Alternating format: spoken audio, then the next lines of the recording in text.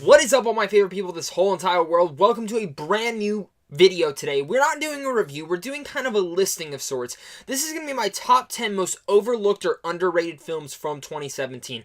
This is a list that I've really been compiling from throughout the year, and I think these are films that, one, the Oscars are going to overlook, two, films that you guys have overlooked or haven't even seen, and three, these are films that I think people don't give a lot of love to, and I think these are films that people should check out. And I think when I get into this list, you guys are going to be like, oh yeah, I heard about that, I need to check that out. And I hope you guys do make it an effort to go check it out, because most of these films are actually either on Blu-ray or digital streaming devices, so there's no excuses now.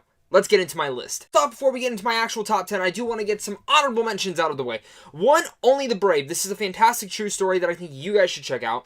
Two, Brigsby Bear, now on Blu-ray. I finally checked it out. I didn't get to see it in the theaters, but I loved Brigsby Bear. I loved the performance and the creativity in this film. Then we also have Stronger, one of Jake Gyllenhaal's best performances, and I really do think the Oscars are really going to overlook his performance in here, because let me tell you, he should be nominated. And my last two are going to be Mother, a film that got a lot of hate, and I understand the hate, but I think on the technical side, people really need to appreciate the technical level that Darren Aronofsky took that film to. He directed the hell out of Mother. And then my last and final film for my honorable mentions is going to be Bright, the brand new Netflix film. It is getting a lot of hate, and I think that's turning off a lot of people from checking out the film and making their own opinion. I get some of the hate, but I think Bright is a badass film that's worth checking out because it has a lot of fun moments into it and brings us into this new creative world that I think you guys will actually really appreciate. Go in with some fun aspects, and I think you'll walk out having a lot of fun with it. It's directed by David Ayer, the guy who did End of Watch and Training Day, so make sure to go check it out. Now, on to my list. At number 10 is going to be Alien Covenant. Now, I know a lot of you guys are saying, this is a big budgeted movie, what are you talking about? It made yada yada yada money. Yes, it did make more money than probably any of the other films on this list, but I want to talk about Alien Covenant because I think a lot of people got turned off from this film because, one, Prometheus failed for a lot of people. It did make money, but it failed for a lot of people in that department of what they wanted, and I felt like Alien Covenant was a very different aspect going into the Alien franchise. I know tons of you guys hated this film, but I loved Alien Covenant. I think there's a lot of people that got turned off by it. Michael Fassbender gives a fantastic performance in here as the android David, and I was just so fascinated with him the whole entire time that I think Alien Covenant is worth checking out if you didn't get to see it, or worth rewatching because now you know what's going to happen. Because I know some people who actually saw it again, they're like, oh, you know what? That was actually really pretty good. I think if you were disappointed with Prometheus and how it didn't tie into Alien, I think Alien Covenant is the perfect way to match right into it. I loved Alien Covenant, and I wanted to discuss this film down below with you guys. Coming at number 9 is going to be A Ghost Story. This film stars Casey Affleck. This was a very oddly different type of film. It's shot very different with, I think, 90mm, and the way it's edited and everything was super unique. But A Ghost Story is a very different type of film. I saw the trailer, I was like, what is this film? Casey Affleck's wearing a sheet over his head the whole movie. I thought that was very unique because, of course, this sheet, he's supposed to be a ghost. He died. This film adventures into emotion and some stuff that's like, where do you go once you die? What do you do? What is your legacy that you left behind? And this is some strong material that is tackled in a very odd and sensational way that I think you guys should really check out. A Ghost Story. It's very sensational. It's very quiet and low-key. But it is one of those indie films that I think if you're an indie fanatic, it's a film worth checking out. Coming at number 8 is going to be Colossal. Yes, if you're disappointed in King Kong or Godzilla and how they didn't have enough kaiju fights, let me tell you, Colossal is your choice. This stars Anne Hathaway and Jason Sudeikis, and this film pretty much carries kaiju battles. It has kaiju battles, it has a weird mythology to it, but it also has a weird wicked humor to it and weird wicked charm to it, where Anne Hathaway's character is somehow, when she falls asleep, she turns into, like, this giant kaiju thing turns up in Japan and starts destroying the city on her command. And it's very weird and unique, and it's something different I think you guys would really check out. I got to see it in the theaters this year, and the second it came out on Blu-ray, I had to buy it. I loved Colossal, and I think this is one of those films that I think really deserves, I think Anne Hathaway deserves some Oscar love, because her performance was really unique in here. And I also think this film just deserves a weird, sensational look at it, because I don't think it made enough money at the box office. I think it deserves your guys' attention. Coming at number 7 is a film that I overlooked for a very long time, and that is Girls Trip. I put this on one on my list because I know it got the buzz from the critics. I know people started loving it eventually, but I think there's still a lot of you guys who think this is just a generic African-American comedy that comes out once a year that's very disappointing to a lot of people. I think Medea movies and whatnot give this film a bad rep, but it's not. Girls Trip is a fantastic film for everyone, of course over 18, but it's a fantastic film for everyone. It has humor, it has heart, it has one of the best performances I've seen this year, one of the most best breakout performances, and that's from Tiffany Haddish. God, girl, you are just like me in girl form, and I love you. But that's my thing, is Girls Trip, in a weird sense, I could relate to each and every one of these characters. I could relate and say, hey, my friend is like that. Hey, my friend is like that one. And hey, I'm like that one. And I loved how, even though I'm a guy, it let me get into the style. It wasn't just for a certain race. It wasn't just for a certain gender. I think Girls Trip appeals to a lot of people and has some of the best heart and humor I've seen in any film this year. And I promise you guys, I think Girls Trip is worth checking out. At number 6 is going to be Logan Lucky. Now, I love this film. It's directed by Steven Soderbergh, and he came out of retirement to do this movie. God, the script is so brilliant for this film. It stars Channing Tatum, Adam Driver, and they're both playing... It's pretty much just a movie with these two brothers robbing a NASCAR speedway center. Yeah, and also it has Daniel Craig in here giving one of the best damn performances I've ever seen him give. This is a film that made no money at the box office. This film got tons of love from the critics, and I think none of you guys saw it. Because I went and saw it, and my theater was completely empty. I think there was 2 people in there. But this film has such great humor into it. It carries a great story. It carries stuff that you're like, how are they getting away with this? And it's just overall a total blast watching of a film, and you just get immersed into these characters. You get the weird, lucky, charmed characters that you loved in here. You get the weird humor, the crazy eccentric stuff that happens in this film, and it is totally worthwhile, and I think this film is so underrated. Of course, coming in number 5 is a film that's also going to be snubbed at the Oscars, I think, for performance-wise and movie-wise. That is Wind River. I think this is the only thing I could see getting nominated out here is the script, because it is scripted by Taylor Sheridan, and he also directed this film. If you guys don't know who the guy is, he did Hell or High Water and Sicario scripts, and they were brilliant. I think Wind River is his best script overall. I think it's such a great film, and I think coming off his first directorial debut, this film is brilliant. He is so good in the talent that he brought into the screen, but I mean, it's not just him. It's the way he took the story. It's the way he told the story. He has a slow pace, but it's this pacing never feels rushed. It feels just perfect enough where it's not boring, but it's keeping you intrigued. Jeremy Renner gives hands down the best performance I've seen him give, and same goes to one of the Olsen sisters. She is God amazing.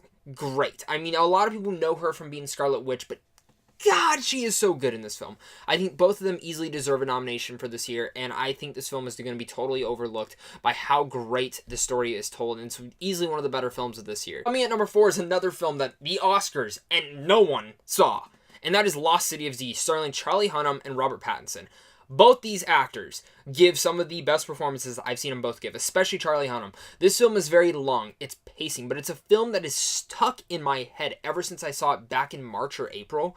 And this is a film that really is just a wicked, wild adventure based on a true story of these, just the obsession that you see Charlie Hunnam's character go into of wanting to find this lost city of Z is compelling enough to just want to stick throughout the whole film. But besides that, this film is brilliant from all manners. The script, the story, the storytelling, I mean, it's amazing. The way time passes is great. And this is one of the few films this year that I've rarely had any complaints with the pacing, because I usually am a stickler with pacing. But this film is very surprising. It's very slow, but it works for it because of everything that's going on in the Lost City of Z. Also, I forgot to say, Tom Holland is also in the film, and Tom Holland is brilliant in this film for the small amount of screen time he has. I really think Lost City of Z is probably one of the most underrated films of this year. It is on Amazon Prime for free, so I definitely agree. If you guys have an Amazon account and you guys are streaming off there, make sure to look up Lost City of Z, because Amazon had a hit on their hands, and I wish they were pushing this for Oscar caliber, because I think Charlie Hunnam, 1, deserves a nomination, but 2, the movie overall deserves a nomination. It is brilliant. And number 3 is Ingrid Goes West. This is another film that's just stuck with me. There's scenes in here that just stick with you and make you think about your own personal life and just everything that's going on. But this film also has a really great cast. Aubrey Plaza comes in here and gives the best performance of her career. I think this is easily probably going to be one of the best performances she's given. She's had an awesome year. First Legion, the TV show, and now this. I think this just goes to show that she's going to have a great future ahead of her. Not just Parks and Rec, but really she has something worthwhile going for her. And I wish she was getting some more love for the Oscars, because I think her performance could be nominated. Maybe I don't think she would win, but I think she could be nominated for how damn good Ingrid Goes West and her performance in here. Also, Ice Cube's son shows up. O'Shea Jackson Jr. He brings such a comedical relief, but also such a great comedy aspect to him that he carries a lot of the best moments out here. And then him, charisma building into his role totally works. You believe the character going on. The chemistry he has with everyone else in this film also works. And this film overall just tackles a very heavy subject matter of social media and stalking.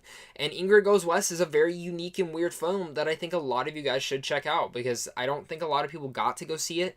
And when it did come out, there wasn't a huge marketing push for people to even go and see it, but I overall really loved Ingrid Goes West. I think I've seen it like 5 times now, and it's just a film that every time I see it, I find different things to love about it and different things that I really appreciate about the film. It's so uniquely odd, but uniquely odd in the best of ways. Coming at number 2 is going to be Brawl in Cell Block 99. Probably the most gruesome film I've seen this year. Yes, even over Logan. I think this film is gruesome beyond all edges. Of course, I should expect that because the director who did this film, a lot of people are helming to be the next Tarantino, because he also did a little film called Bone Tomahawk, which was also very overlooked. That film was brutal too, but Brawl in Cell Block 99 is a fantastic film, carried by the best performance by Vince Vaughn. I think Vince Vaughn is another actor getting overlooked for the Oscars. I think his performance in here is brilliant. And I can't believe it's taken this many years for Hollywood to look at Vince Vaughn and be like, you should be in a gritty action film. Well, this film's not grit action, but it is very gritty and have some fantastic scenes because you are a big and tall man. And I think this is the first time I've ever seen a film actually use Vince Vaughn's stature and length and height to actually show how tall this guy is and how big of a monster he is. Brawl in Cell Block 99, I don't even want to give away any of the details of the story. Pretty much, the title says what it is. It's a slow-paced film, but when the brawls start going down, Vince Vaughn kicks some ass and gives a fantastic performance. And let me tell you, some of the action scenes in here are going to stick with you for the rest of your life. I can purposely say that because there's one scene in particular with a foot going on a head, and can't explain them enough. You got to check out the film for yourself. Of course, coming to my number 1 most overlooked or underrated film of 2017, and that is going to be Good Time. Another film starring Robert Pattinson, and oh my god, I'm in awe that this film is not getting any award buzz. Just because the direction that the directors took from this, the Safdie brothers, did amazing. They were so good in here. The cinematography, the way the film is shot is just brilliant. The second the film opens up, you're kind of wondering, where is this going to go? And it just goes on all levels and just shoots forward the second Robert Pattinson stops and stands on the scene. He is brilliant. This is one of the best performances by an actor this year. Top 3 for me at least. Gary Oldman, James Franco, and now this one. I cannot even say enough. There has been such fantastic performances this year, but Robert Pattinson, for once, I didn't just see him as the Twilight loving vampire, the bright, shiny guy. No, I delved into his character. I didn't see him as this character. And that is big acclaim to him because he's been stuck in this Twilight thing. No matter what movie he does, and it doesn't matter if it's The Rover, The Lost City of Z, the guy cannot get away with it. But I think Good Time is the first time I've actually seen a film and he's been able to break out of that mold and show how brilliant of an actor he is. This is easily one of the best performances of this year. Good Time. It looks like that typical, a heist gone bad scenario, but it's not. It's different. And once the film starts kicking in, I promise you, you are going to be in awe and shock of everything that happens in this film.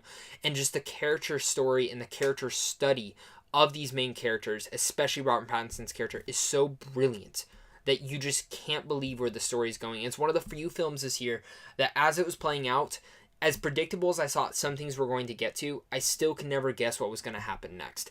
And overall, like I said, this isn't a total story loving film. This is more of a character study to Robert Pattinson's character, but I think this is a film that if you have not checked out, do not miss. It just came out on Blu-ray, and I swear to you, go and check out Good Time. It is one of the best films of this year. Guys, that's my list. This is the most overlooked and underrated films of 2017. But guys, thank you guys so much for checking out this video. I'm so happy and so appreciative of all you guys. Please comment down below and tell me what movies you guys thought I missed that you guys think should have been on this list. And if you guys haven't seen any of these films, tell me which ones you guys are looking forward to now. Or if you need more convincing, we'll talk about it down below. Of course, guys, you guys are all the best, like I was saying. Thank you guys so much for all the support and love. Make sure to go check out Sandwich John Films down below. I love being a part of this website, and I think you guys will also love being a part of us and joining us as we give out giveaways, advanced screenings, and tons of other reviews and news. So make sure to go check us out down below. But guys, until next time, stay classy and have a great rest of your day.